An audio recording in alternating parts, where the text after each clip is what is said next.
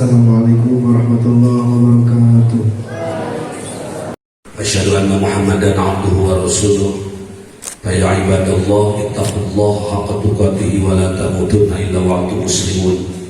Faqala ta'ala fil Qur'anil Karim, a'udzu billahi minasyaitonir rajim. Bismillahirrahmanirrahim. Subhanalladzi asra bi 'abdihi lailan minal masjidil haram ilal masjidil aqsa. Yang saya hormati, saya banggakan Al-Mukarram Gus Hasan yang kedua kalinya akan menyampaikan tausiah di depan para santri, para santri, pimpinan di lingkungan Pondok Pesantren Darus Syifa Fitrah Surabaya Sukabumi. Pada hari ini kita memperingati Isra Mi'raj khusus para santri, tidak digabung dengan masyarakat, mengambil tema meningkatkan kualitas santri yang berkarakter Islami dan selalu berprestasi. Makanya kita minta kehadiran beliau sekalipun dalam tengah kesibukan yang sangat luar biasa. Kenapa saya minta beliau?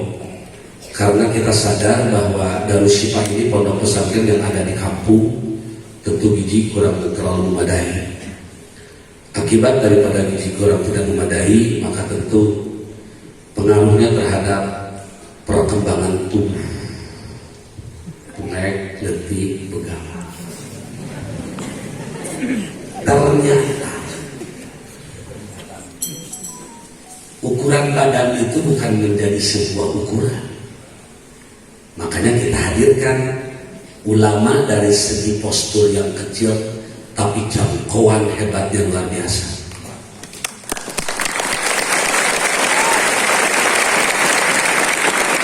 Hari ini ada seorang yang bernama Gus Hasan dari jauh sana, tapi bisa berkiprah di dunia yang sangat luar biasa. Saya punya keyakinan suatu saat sampai dengan hari ini alumni Darus Syifa sudah di angka 17.000, dan insya Allah hari ini sekian yang hadir, saya yakin bahwa nanti akan lahir Gus Hasan dari sini. Amin. Ini calon-calon Gus semua, calon-calon ulama-ulama ini. Amin.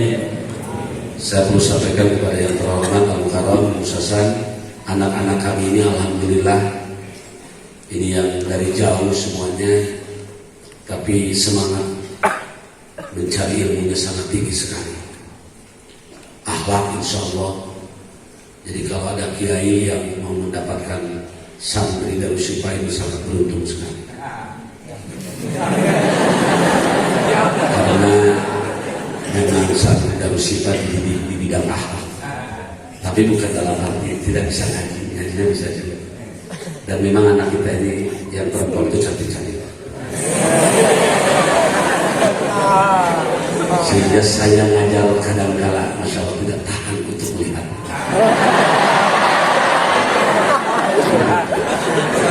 Saking ningali goreng patut. Saya sampaikan selamat datang kepada yang terhormat Al-Karom Gus Hasan. Ini beliau ini saya orang yang paling cinta kepada beliau. Saya paling bangga kepada beliau. Sejak awal pertemuan, sebelum pencalonan beliau menjadi ketua PW, beliau masih menjadi katib kalau tidak salah pada saat itu. Di Karawang itu jadi katib ya? Di Ropis. Sebelumnya katib PPN kan dulu. Sebelum itu waktu ketemu, saya bilang, kok anak kecil bisa ya sih?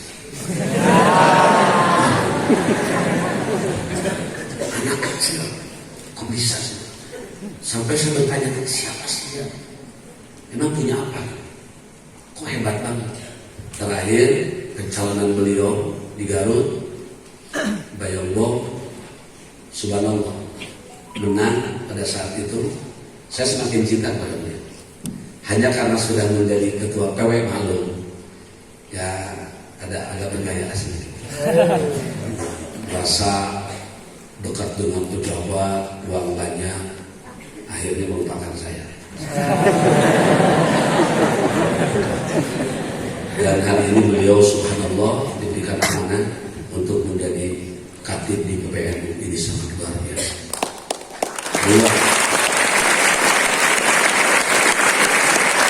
Kita dengan beliau saya bukan apa-apa, insya Allah akan memberikan spirit kepada anak-anakku yang jauh-jauh. Kebetulan anak kita ini jauh-jauh, Gus. Jadi ternyata kesemangatan itulah yang menghadapi. Sudah nggak bisa mau pakai sorban panjang, takut orang nggak percaya, jangan-jangan sorbannya orang dipakai. Saya itu dulu waktu ngaji yang nemenin saya namanya Haji Beni, itu bendahara MWCNO Kecamatan Kelari. Badannya kayak jenengan ini, besar, tinggi, cuman dia salah kostum Pak Kiai. Nemenin saya ngaji, dia pakai jubah.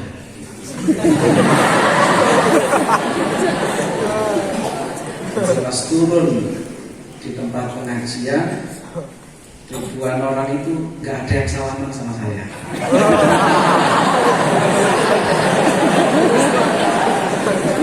Salaman sama pengawal saya, jadi tangan kanannya nyalamin orang, tangan kirinya nenteng sendal saya. Dicium tangannya bolak-balik, saya senggol. Tangan dicium kok dikasih. Mumpung katanya kalau di Kerawang nggak ada yang minta tangan saya.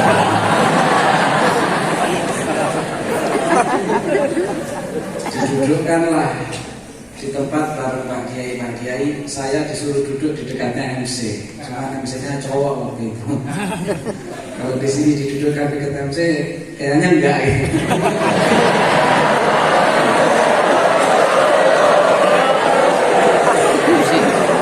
Didudukin di dekat MC, dipanggillah untuk mengisi pengajian, yang naik saya. Sehingga kiai-kiai yang di dekatnya dia ini nanya, kok bukan Pak Kiai yang ceramah? Padahal pengawal saya gitu. Tapi pengawal saya ini cerdas. Biar dia nggak malu, dia bilang, tenggorokan saya sedang sakit, ini murid saya.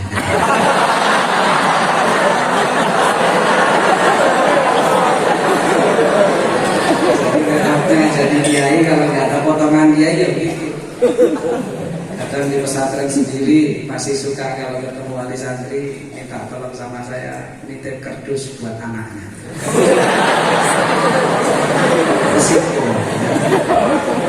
Makanya betul kalau saya Saya ngaji di sini alhamdulillah 2 kali terhormat karena sudah ada protokolnya, jadi nggak bakalan salah. Alhamdulillah paling bahagia adalah jadi santri. Kenapa jadi santri? Allah Subhanahu wa taala berfirman di dalam Al-Qur'an di mana mendudukkan posisi ulul ilmi itu pada posisi ketiga setelah Allah dan malaikat. Allah berfirman, syahidallahu annahu la ilaha illahu wal malaikatu wa ulul ilmi qa'iman bil qist. Dalam kitab Manhajus Sawi disebutkan, Manhajus Sawi itu ditulis oleh Habib Zain bin Ibrahim bin Smith, ulama Madinah.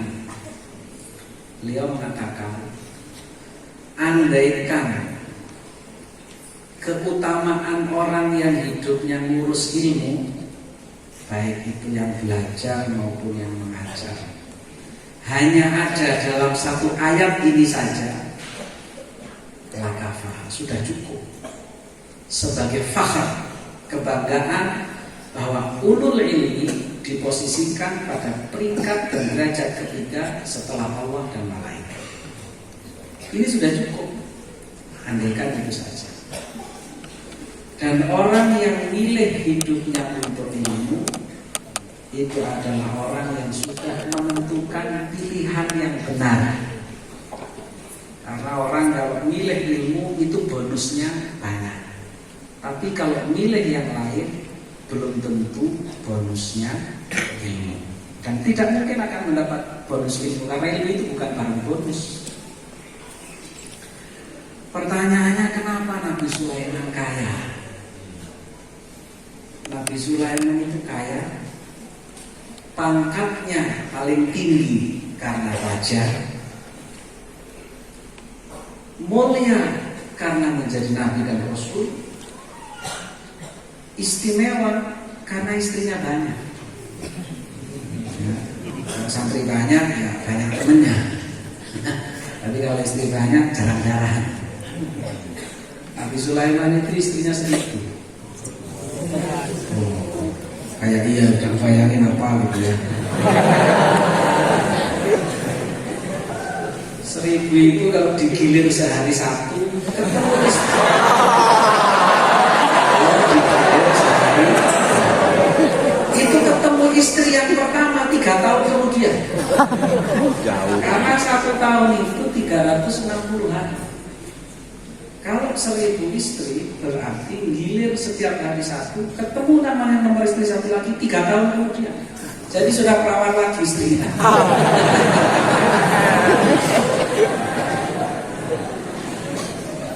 Kenapa Nabi Sulaiman itu kaya?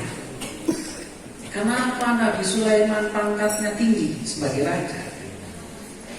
Karena Nabi Sulaiman tidak salah pilih. Khuyyira li Sulaiman bainal ilmi wal jahi wal mali fakhtara al ilma fa'aqahu Allah al jah wal mal.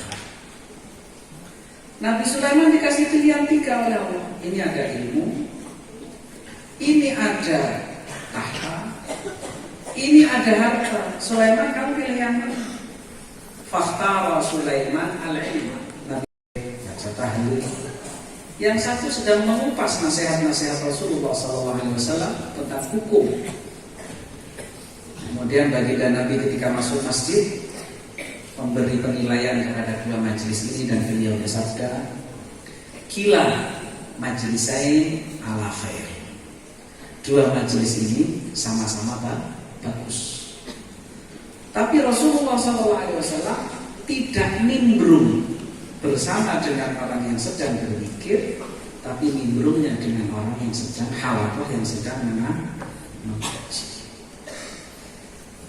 Nimbrungnya Rasulullah SAW bersama dengan halaqah yang sedang mengaji, ini adalah bentuk al-i'tina, perhatian yang lebih daripada Rasulullah SAW kepada orang yang ngurusin ilmunya Allah.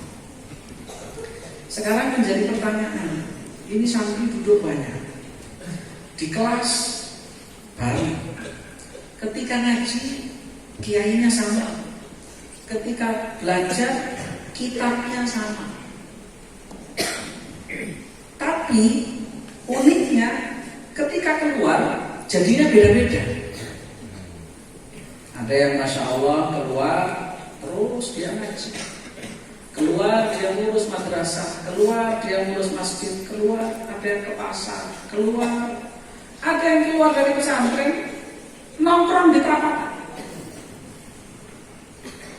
Apanya yang salah?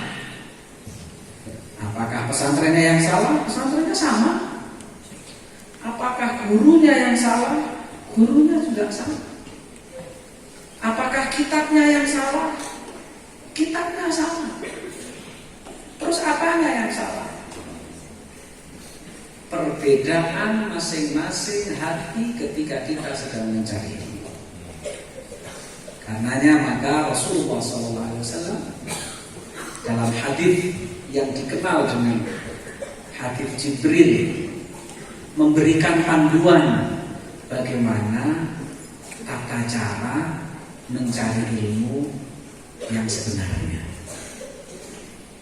Hadis ini diriwayatkan oleh Sayyidina Umar bin Khattab radhiyallahu anhu, diceritakan kepada putranya namanya Abdullah bin Umar. Kemudian diriwayatkanlah hadis ini oleh beliau. Apa kata Sayyidina Umar?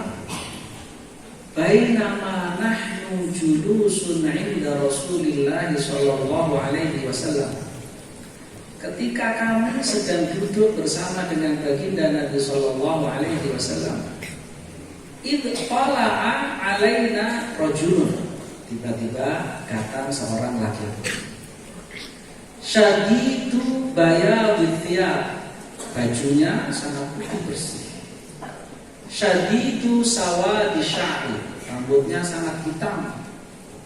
La yura alaihi atharus safar, tidak kelihatan kalau pergi jauh. Wala ya'rifuhu minna ahad, kami juga tidak ada yang kenal. Logikanya, kalau kita nggak ada yang kenal, berarti dia orang jauh. Kalau orang jauh mestinya dekil, karena di padang pasir. Tapi ini badannya bersih, berarti bukan orang jauh. Anehnya kalau bukan orang jauh, kok kita nggak ada yang kenal.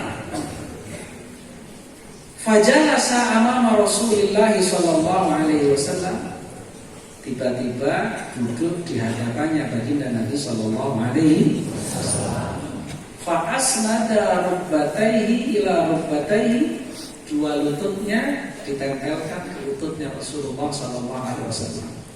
Wa wada'a kaffaihi ala fakhidaihi, dua tangannya diletakkan di atas dua pahanya. Faqala, kemudian dia berkata, ya Muhammad, wahai Muhammad, akhbirni anil Islam, ceritakan kepada saya tentang Islam. Dari muqaddimah hadis ini disebutkan oleh para ulama, semestinya seperti itulah orang mencari ilmu. Dari mana? Diawali dari idtala'a alaina rajulun, orang yang butuh ilmu itu datang. Ya.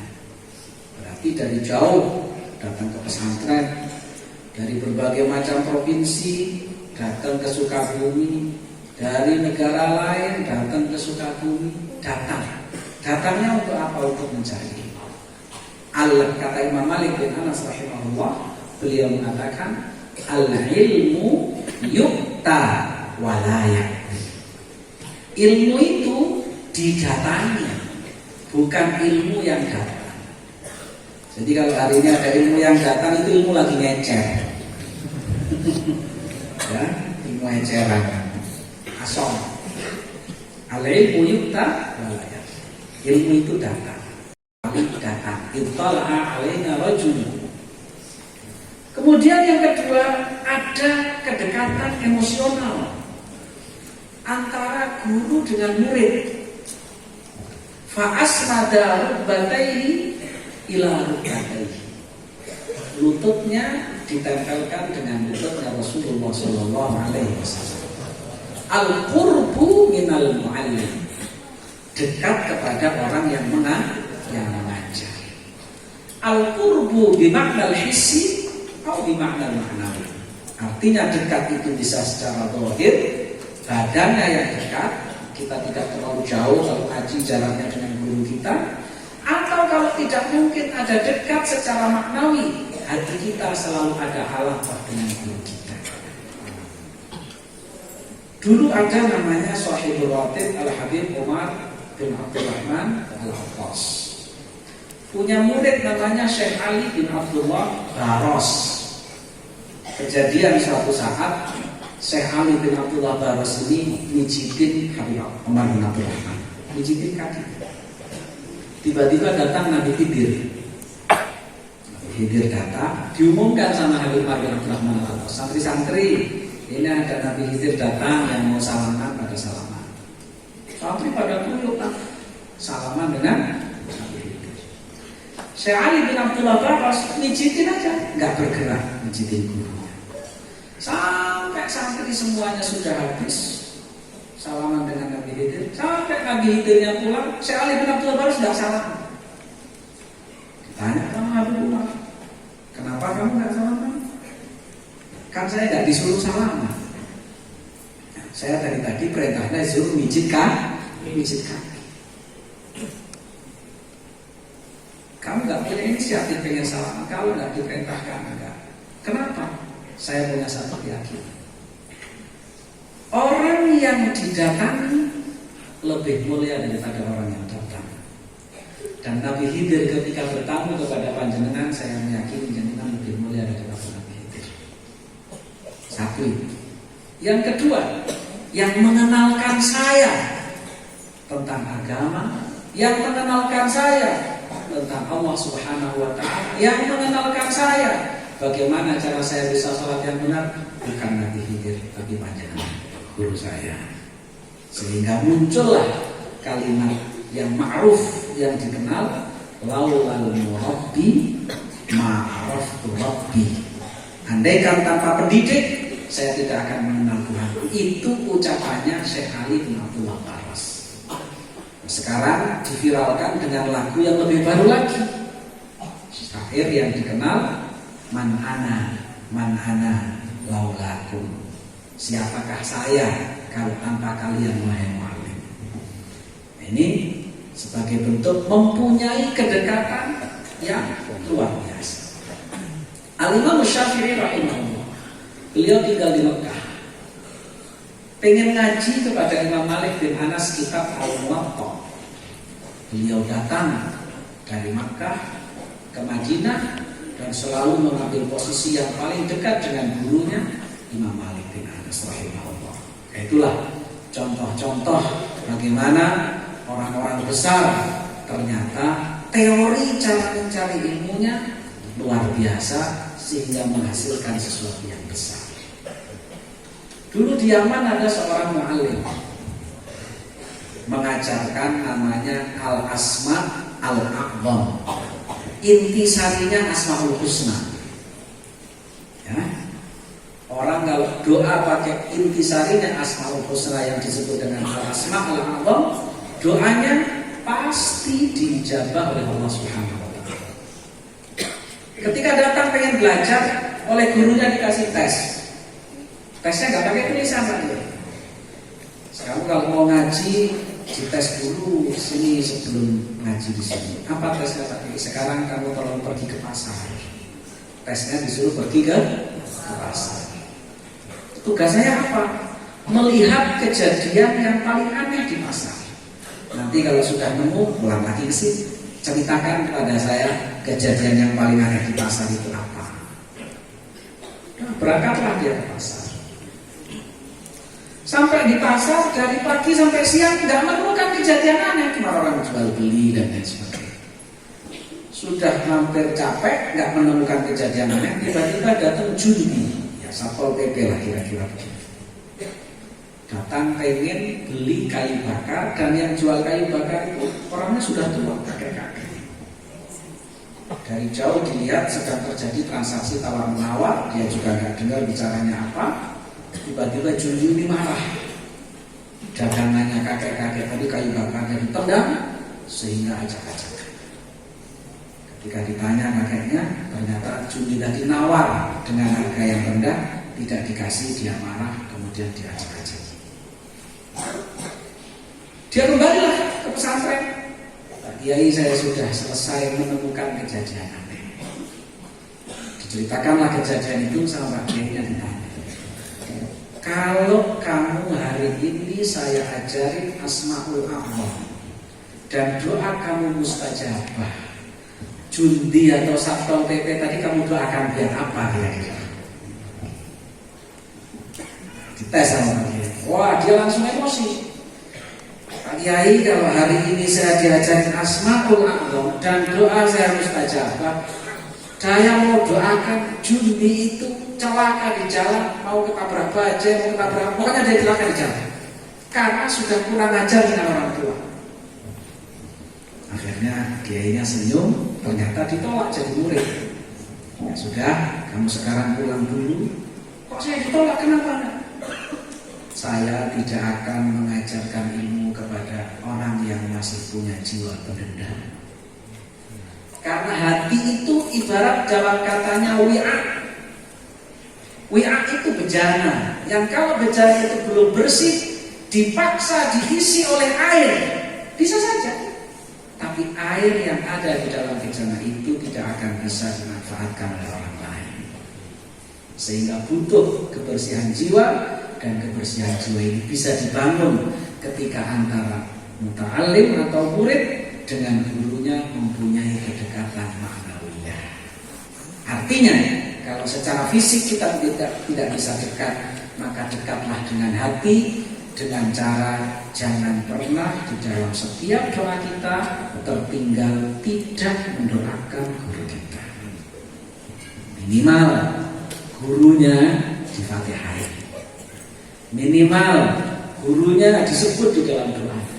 Itu akan membangun al-qurb al-maknawiyah yang akan mengikis kekotoran-kekotoran yang ada di dalam jiwa, sehingga bisa mendapatkan ilmu yang ilmu itu ibaratkan air dimasukkan ke dalam bejana, dan bejana itu airnya akan bisa diminum atau dimanfaatkan oleh orang lain.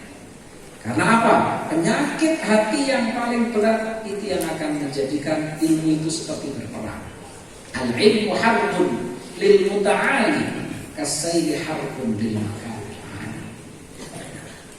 Karenanya maka di dalam mencari ilmu itu diisyaratkan dengan fa'asnada rukbatayhi ila rukbatayhi.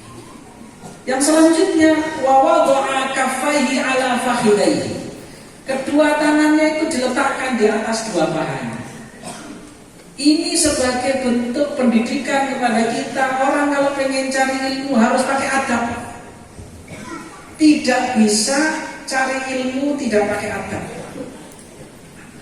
Yang menjadikan kita ketika keluar dari pesantren belajarnya sama, jam ngajinya sama, gurunya sama, kitabnya sama, tapi ketika sudah keluar dari pesantren jadinya berbeda-beda karena isi hati masing-masing kita memandang guru kita dengan pandangan yang berbeda-beda. Itulah dampaknya. Makanya orang-orang zaman dulu itu menjadi orang hebat karena memandang gurunya dengan adab dan sebagai orang yang tidak ada cacat. Imam Zakaria Yahya An-Nawawi itu orang yang luar biasa. Belum ada sespektakuler ulama seperti Imam Zakaria Yahya An-Nawawi dalam kurun setelah masa beliau. Masih muda, saking sibuknya dengan ilmu belum sempat menikah. Wafat usia 50 tahun. Mempunyai karangan yang semua karangannya spektakuler. Mulai dari karangan-karangan yang paling kecil sampai karangan yang paling besar. Yang kecil-kecil itu ada Arba'in Nawawi. Itu populer, semua orang ngaji kan itu tadi. Artinya ilmunya berkah. Lebih gede lagi ada kitab Al-Bukhari An-Nawawi. Itu juga dipakai ngaji di mana-mana. Lebih gede lagi ada namanya kitab Raudhatul Thalibin, ada gede lagi namanya Al-Majmu' Syarh Al-Muhadzab, ada Syarah Sahih Muslim dan seterusnya. Itu karangannya satu orang. Itu mungkin kalau sekarang sekolah nggak tahu gelarnya apa, saking hebatnya. Apa istimewanya? Memandang gurunya sebagai orang yang paling sempurna. Setiap mau berangkat ngaji beliau sedekah. Ditanya sama temannya, tiap mau berangkat ngaji sedekah emang buat apa? Beliau cerita, saya sedekah ini saya niat mohon kepada Allah agar aib guru saya ditutup di depan mata saya, sehingga saya tidak pernah melihat guru saya sebagai orang yang punya kekurangan. Itu jadi orang hebat. Siapa lagi? Imam Muhammad bin Idris Asy-Syafi'i kalau ngaji kitab Muwatta, buka lembaran kitabnya, nggak berani dengan ada suara keresek di kertasnya. Pelan. Jangan sampai Imam Malik bin Anas ngajar, dengar suara kertas saya, konsentrasinya jadi berubah. Nah, akhir zaman ini unik, murid demo guru. Sekarang ini. Nah ini karenanya ilmu itu tidak cukup sekadar ilmu, tapi berkah itu penting. Kayak orang-orang zaman dulu sampai kiai-kiai zaman sekarang yang sudah hebat-hebat, itu juga orang-orang yang tidak pernah mau memandang gurunya kecuali dengan pandangan kesempurnaan. Insya Allah kalau pandangan kesempurnaan yang diberikan dengan adab yang istimewa akan menjadikan keistimewaan itu kembali kepada kita. Man laisa lahu adab fahuwa dub. Jadi orang itu kalau memelihara adab, derajatnya bisa melebihi orang-orang yang rajin tahajud dan rajin puasa.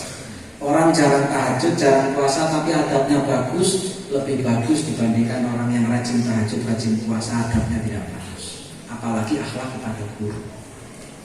Ruya Anil Hasan an Abil Hasan an Jaddil Hasan inna ahsan al-hasan al-khuluqul hasan. Diriwayatkan dari Sayyidina Hasan, dari ayahnya Sayyidina Ali, dari kakeknya baginda Nabi SAW, sesungguhnya kebaikan yang terbaik itu adalah akhlak yang baik. Insya Allah kalau itu yang dipakai dalam perjalanan kita mencari ilmu, akan mendapatkan sesuatu yang istimewa dalam kehidupan selanjutnya di dalam kehidupan kita. Setelah contoh tadi itu meletakkan tangannya di atas kedua pahanya, baru bertanya, ya Muhammad, akhbirni anil Islam. Saya pengen tahu Islam itu apa. Sayyidina Abdullah bin Abbas radhiyallahu anhu, beliau mengatakan, yuhsalul ilmu biqalbin aqul wa lisanin saqul. Ilmu itu bisa didapat dengan dua hal. Yang pertama, qalbin aqul, hati yang konsentrasi, tidak bercabang, karena ilmu itu lebih cemburuan daripada perawan. Ya, perawan juga cemburu. Ilmu lebih cemburuan daripada perawan. Kenapa? Ilmu itu butuh konsentrasi. Karenanya butuh yang namanya qalbin aqul, hati yang konsentrasi. Yang kedua, walisan saqul, kalau nggak ngerti bertanya. Sehingga disebutkan di dalam Al-Quran, fas'alu ahla dzikri. Apa artinya ahla dzikri? Para ulama mengatakan ahlal ilmi. Adzikru bimakna dzikril halali wal haram. Berbicara tentang hukum, tentang halal dan haram, itu adalah ilmu. Makanya tidak bisa kalau tidak dengan lisan yang sama. Kata Sayyidina Abdullah bin Abbas radhiyallahu anhu. Nah, kemudian dijawab oleh baginda Nabi SAW. Ini sebagai mempresentasikan sebagai gurunya. Jadi kalau tadi yang datang sebagai murid, ini mempresentasikan sebagai gurunya. Dijawab oleh gurunya. Al-Islam anta syahada an la ilaha illallah wa anna muhammadar rasulullah wa tuqima shalah wa tu'tiya zakah wa tasuma ramadan wa tahujjal baita in istata'ta ilaihi sabila. Dikomentari oleh tamunya tadi, qala sadaqta, kamu benar. Kata Kata Sayyidina Umar, ajibna lahu yas'aluhu wa yusaddiquhu. Kamu ini aneh. Datang kepada Kanjeng Nabi, bertanya, ketika dijawab menilai jawaban kamu benar. Sebenarnya ini kamu siapa?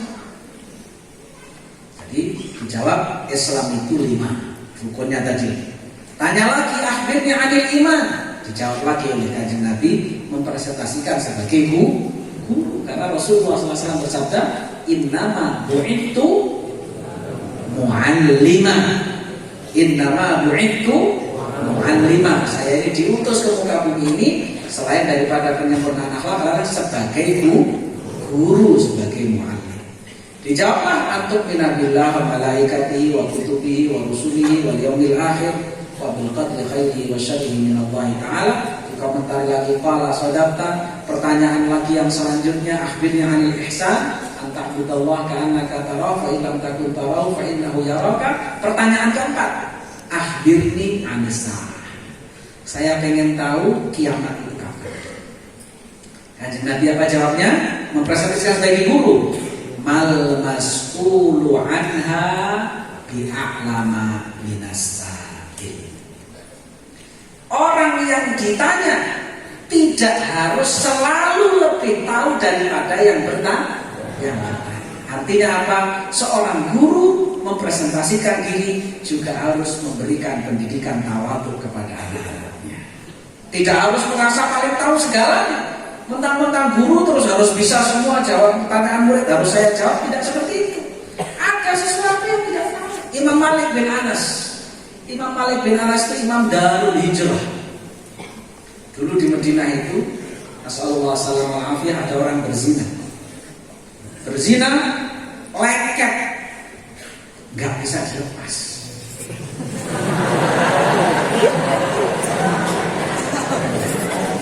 Nggak bisa dilepas. Mengundang semua ulama dari berbagai macam tempat berfatwa, ini harus bagaimana? Yang dikalahkan yang laki-laki apa yang perempuan? Artinya kalau harus dikorbankan salah satu, yang dikalahkan yang mana?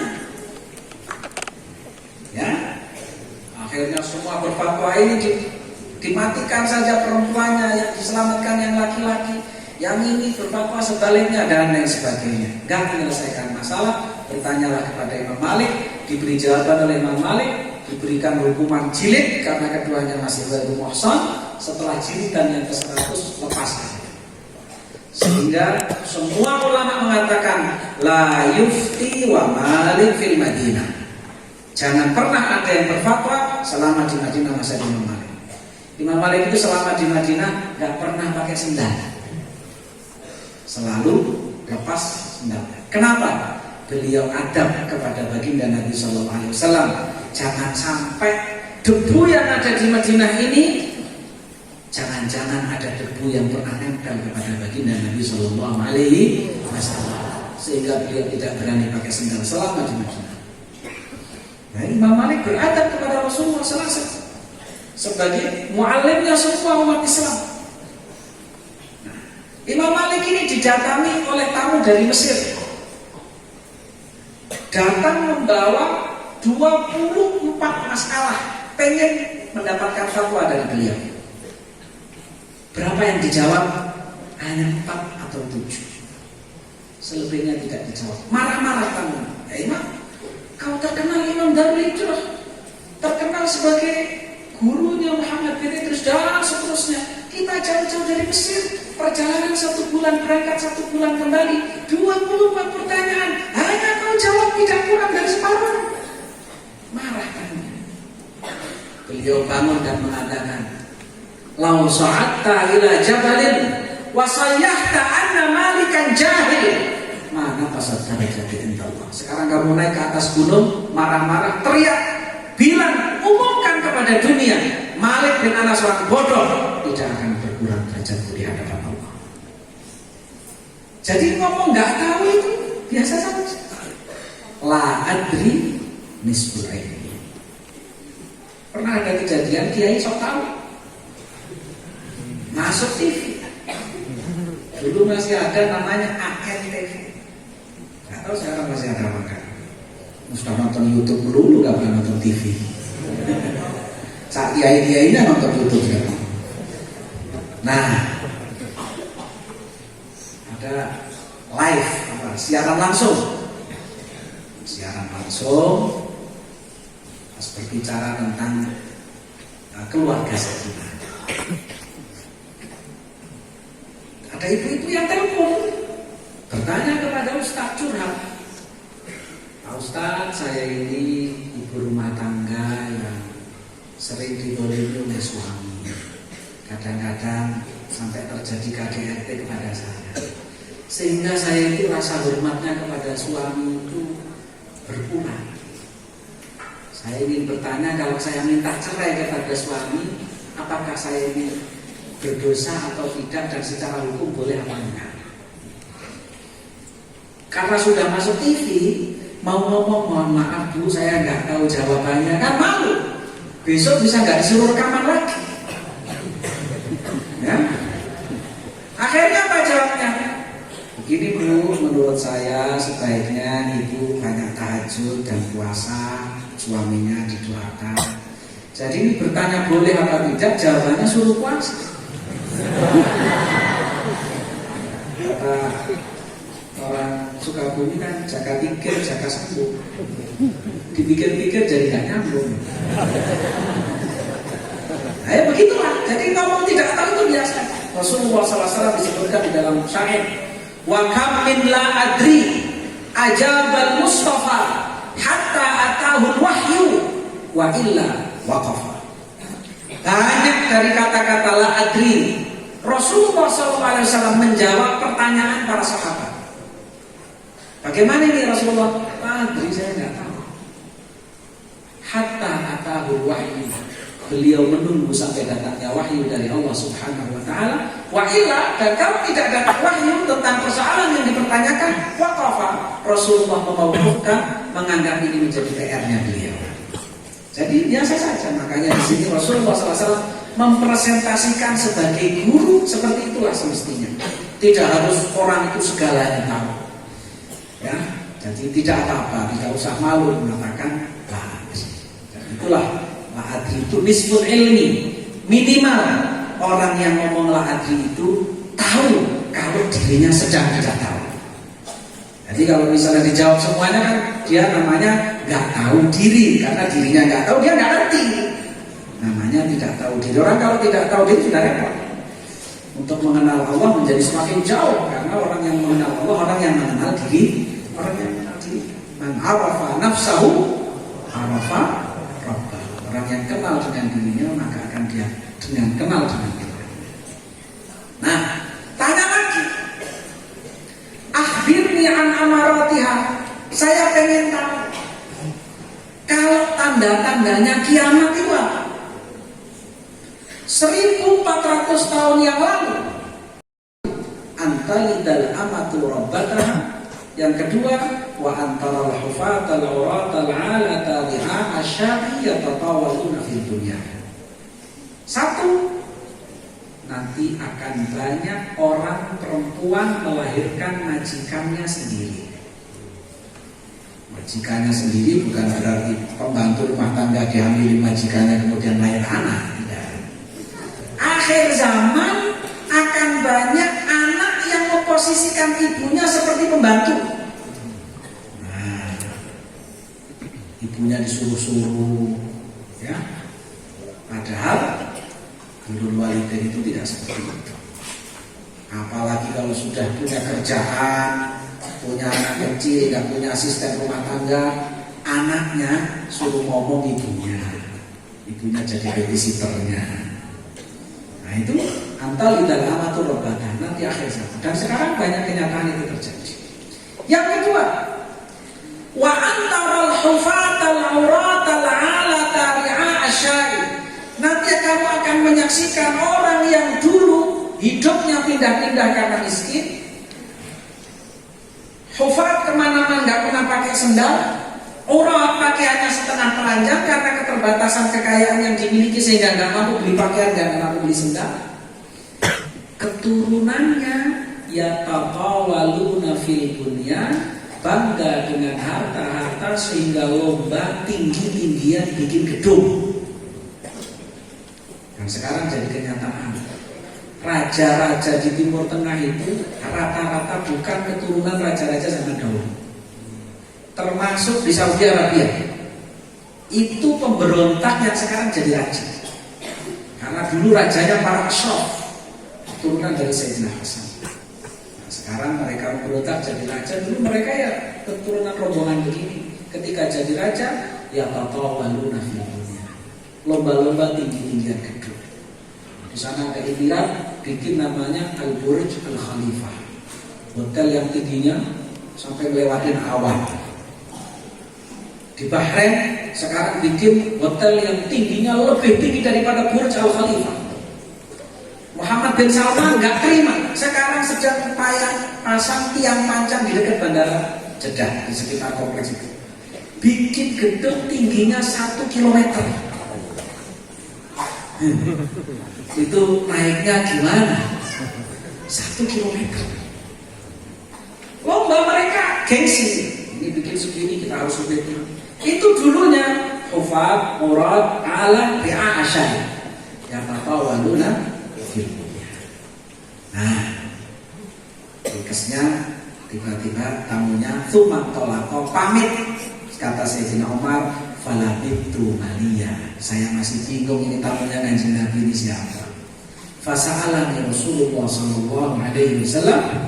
Kemudian Rasulullah sallallahu alaihi wasallam bertanya kepada saya, "Ya Umar, wahai Umar, atadri man sa'il? Kamu ngerti enggak yang tadi bertanya itu siapa?" Nah, kembali kepada murid kan. Ketika Sayyidina Umar ditanya oleh Kanjeng Nabi, kamu ngerti nggak yang tadi datang ini siapa? Apa jawabnya Sayyidina Umar?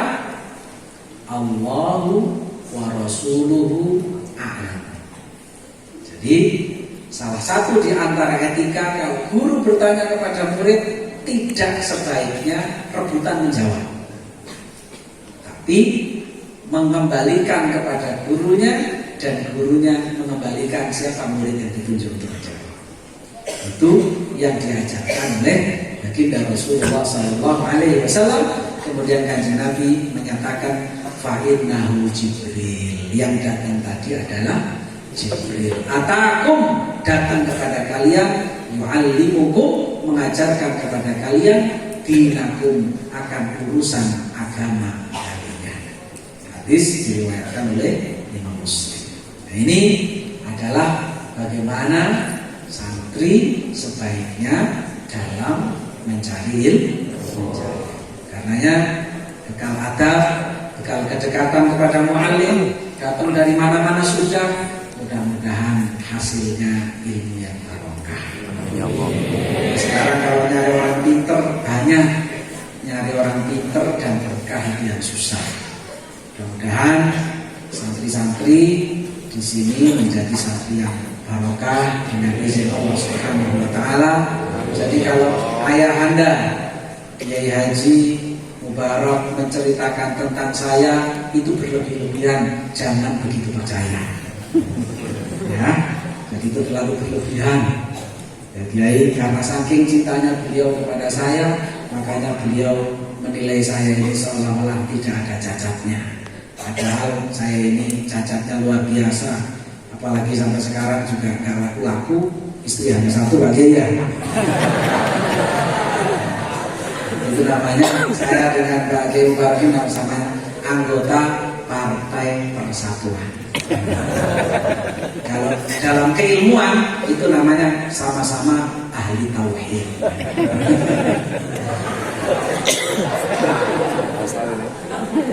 Mudah-mudahan nanti bisa saling ejek, bisa tiba-tiba besanan gitu ya.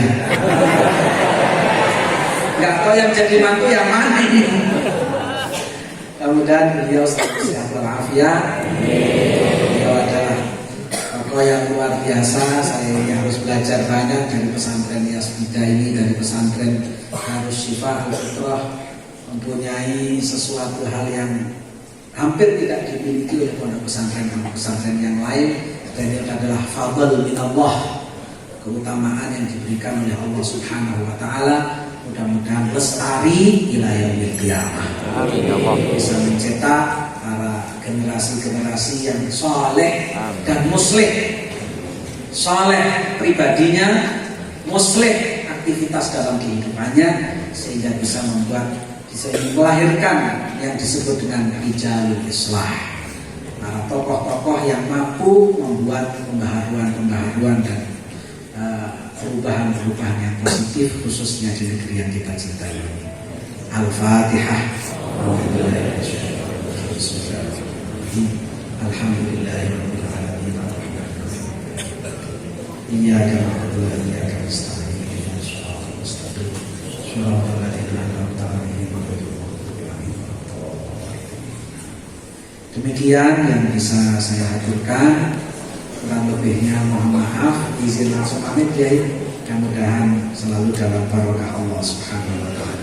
Hadanallahu wa iyyakum ajma'in. Ja'alanallahu wa iyyakum mimman yastaujibu syafa'ata sayyidil mursalin. Ihdinas siratal mustaqim. Wallahul muwaffiq ila aqwamit thoriq. Wassalamualaikum warahmatullahi wabarakatuh.